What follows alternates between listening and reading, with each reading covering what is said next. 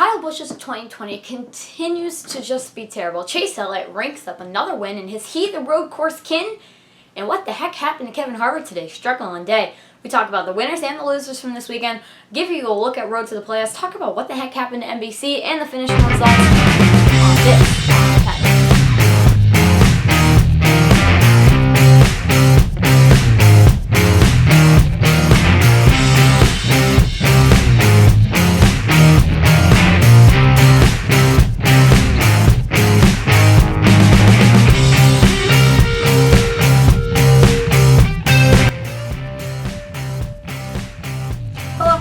Welcome into On the Pedal.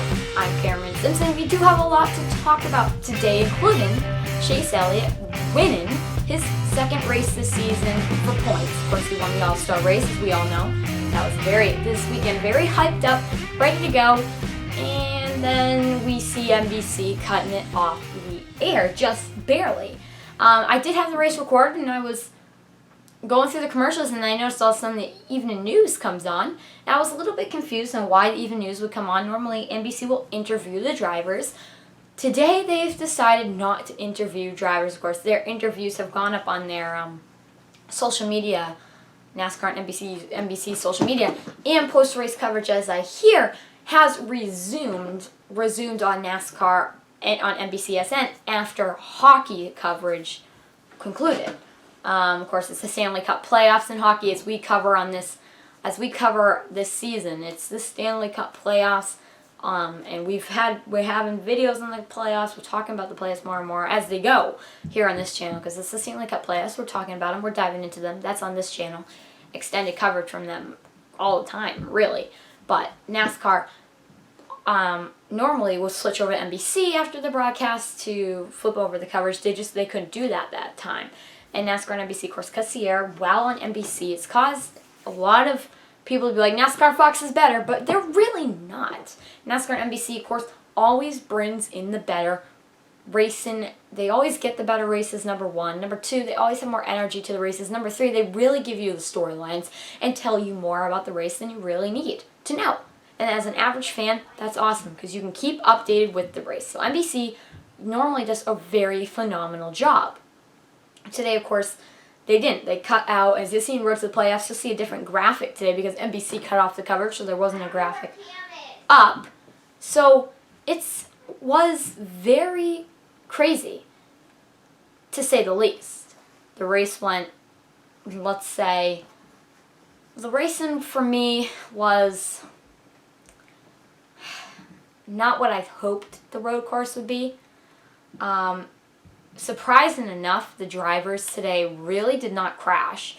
They stayed very good. That was awesome to see, that the drivers really, they figured out the racetrack was really phenomenal to see, how the drivers had to figure out the racetrack.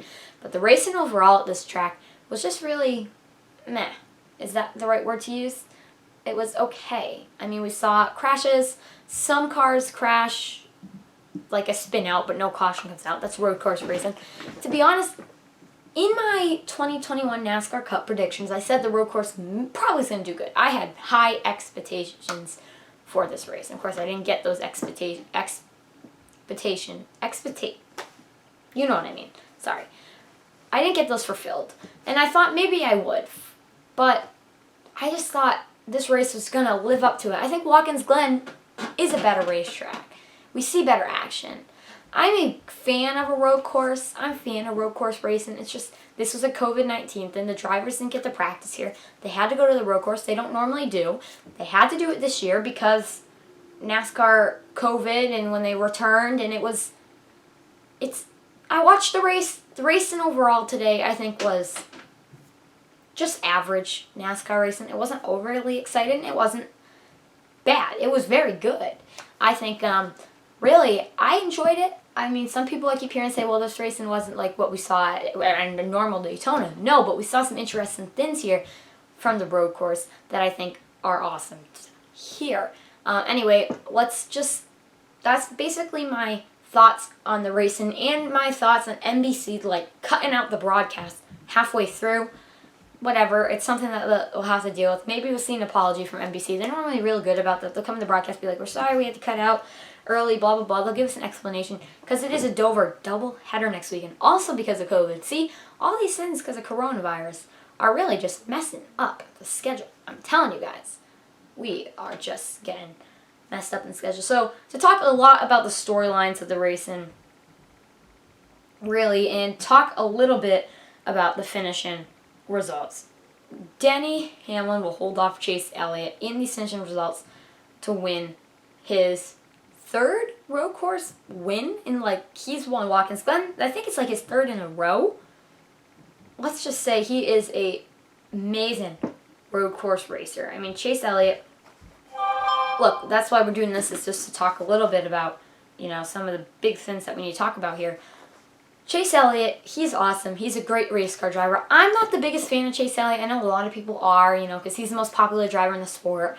I know. I'm not the biggest Chase Elliott fan. And when I do maybe in the off-season, when I do my favorite NASCAR drivers versus my non-favorite NASCAR drivers, Chase Elliott might end up on my non-favorite driver list. But he's still a world-class race car driver. He's an awesome race car driver. And now he proven that he might be better than Martin Truex Jr. at road course racing. It was coming down to Martin Truex in the 9 car in my mind, but Martin Truex made a mistake, couldn't get there. Chase Elliott, of course, holding him off. One of the best road course racers. He won the Roval, he won Watkins Glen. His first win was at Watkins Glen. His second, he won Watkins Glen back-to-back. He was the latest Watkins Glen winner, the latest Roval winner, and now he wins the first ever event here at the Daytona road course. I mean, he started 7th today, he finishes first. Chase Elliott, really, for end of stage 2 into stage 3, he was the top of the game. He was one of the best race car drivers. From the start of stage 1 to stage 2 to stage 3, he was the best. And that's all I have to say. Chase Elliott was the best of all day today. I think he had a really fast car. There's only a few other cars I think could contend with him. Martin Truex Jr. mainly, Denny Hamlin. I thought Kyle Busch could contend to him. We'll get to him in a second, by the way. But he couldn't finish the race, of course. Jimmy Johnson had some speed, but didn't seem like he could really contend. So I really thought it was mainly Joe Gibbs could contend with him. I saw glimpses of Jimmy Johnson maybe, but it seems like that kind of got shut off towards the end. Kevin Harvick maybe, again, we'll talk about him soon too. Second place today, Denny Hamlin. He had a pretty fast car as well today. We made a run for him, a pretty good finish at the end of the race, but Hamlin just didn't have enough.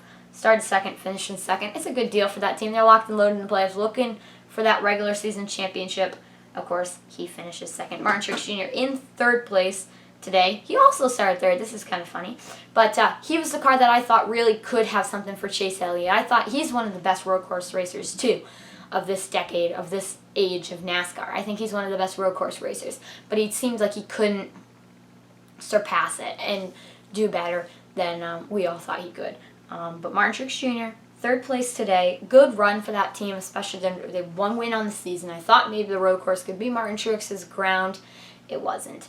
Jimmy Johnson in fourth place. Okay, good day for Good day for him, Johnson. He's been struggling. We thought this might help him in the points today, but just below him, he's in the picture in eighth place.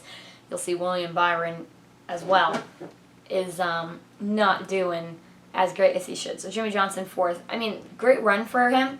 I think for Johnson, racking up those points, he's in the fight for the playoffs right now. I don't know if he'll make it. I pulled the plug on Johnson last week. I said he's not going to make the playoffs. I just think he's got, Dover and then the Daytona Motor Speedway? Yeah, I pulled the plug on him. I don't know what he'll do in Daytona. He could win Daytona, don't get me wrong. He could definitely win at Dover and Daytona. Those are good racetracks for him. But I just don't see with his performance that that's going to happen. Fourth place today, though, showing some promising things in that new 48 car. Maybe I was wrong. Maybe Johnson's going to prove me wrong. Chris Buescher in fifth place. That's an awesome run for the 17 team. Started 21st, finished in fifth. Strategy played into that, but real good run for him. Clint Boyer in sixth place today. Good for that team as well as they fight for their playoff points and their positions. Right now, they're real sitting comfortable when we take a look at the playoffs. Gaz Gralla, seventh place. You think that's weird because normally, who's Gaz Gralla? That's the 3 car today. He was competing for Austin Dillon because Austin Dillon did test positive for the coronavirus. That was the big news coming into the day. Dillon may not even make it to the doubleheader next weekend. I have a feeling he won't be cleared. We'll see. We'll keep you updated on that. But I was thinking when I heard Gaz Gralla was going to replace Austin Dillon, I said, who the heck is Gaz Gralla? I've never heard of him. Apparently he races in the Xfinity Series. And first thoughts for me were maybe Austin Dillon is better off.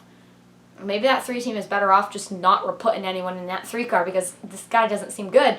7th place today, but did not run much better than we think he could have ran. So, really looking at it right now, I see Gaz Gralla, 7th place. Okay run. William Byron in 8th place. He started 13th today, finishing 8th. William Byron, of course, that helps him in the points. Joey Logano in 9th place, started 5th today. Good run for Logano, I think, and I mean, hey, what do you think you can say? Logano, good job. Michael McDowell, 10th. This was not a strategy. That team ran real good today, all day long. Let's take a quick look through the rest of the field. Eric Jones, 11th. Alex Bowman, 12th. Brad Keselowski, 13th. Had a struggling day pretty much all the day. Kurt Busch, 14th. Ran up to the front, just the tires weren't working for him as the end of the race happened. Matty D, 15th. Ricky Stenhouse Jr., 16th. Kevin Harvick in 17th place. We're going to pause there because we need to talk about Kevin Harvick. Look, I thought Harvick was going to have a good day today. Started on the pole, then puts out to everybody. Everyone starting behind me. Enter at your own risk. It was Denny Hamlin and Kevin Harvick sins. Don't suspect me to run real good in the corner. I guess everyone did, of course. But Kevin Harvick spun out once. He got contact with the 95 team.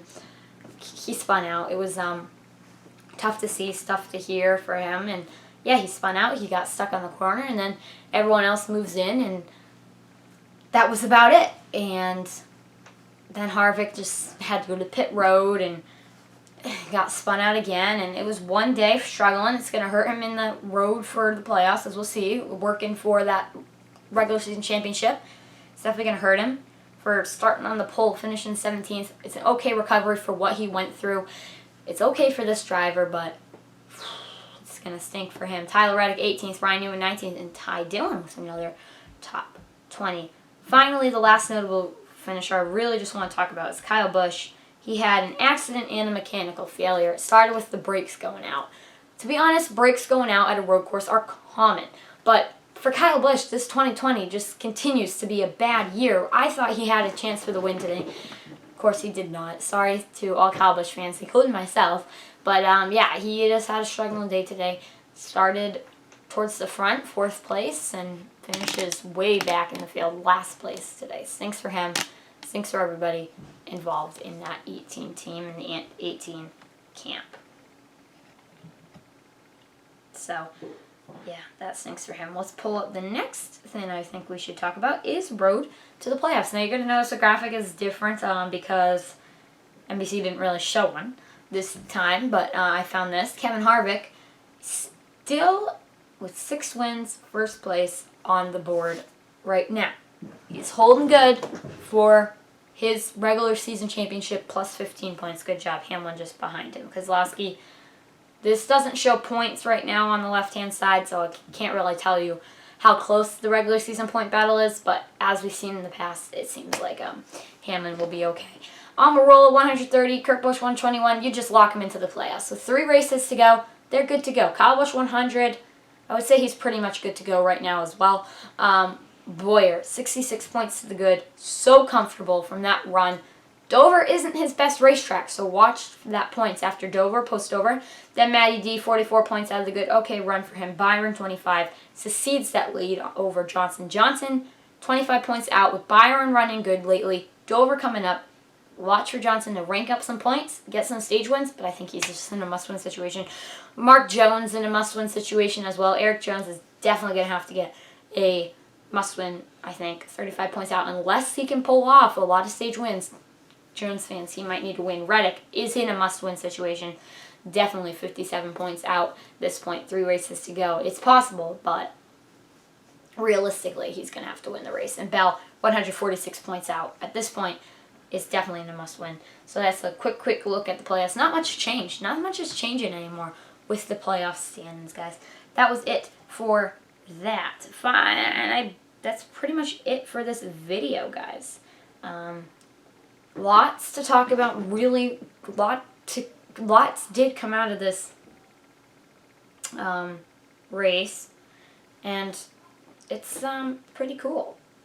So I'm awesome. That was very amazing to see, and yeah. And Throwback 2020 is here. The throwback schemes are out, ready to go. So we will definitely be talking about some throwback paint schemes that did come up. Two, as I can see right now, just got released, including Tyler Reddick throwing it back to Jeff Burton. It looks like Ryan Blaney throwing it back too. So this is the week of the throwbacks. I'll be ranking them up, taking some snips of them, and making a video on throwback paint schemes this week that we have so far, and reporting on them as they go. But right now, here's Ryan Blaney's throwback scheme. As you can see, looking pretty awesome there, looking pretty sharp. I like it. We're definitely going to have a complete video just on these schemes. Just kind of even ranking the schemes, talking about them. And here's the 8 car. As you can see, that's a pretty good look at that scheme as well. So throwback schemes are being announced right now. So I got my throwback paint schemes. I'll be looking at them. You guys should be looking at throwback schemes as well. Because as they come out, we will have more and more on throwback schemes. And if I make a news video this week, I'll definitely have it. But as we enter the playoffs, there'll be a playoff preview video and a throwback preview, because we got to talk about the throwback schemes.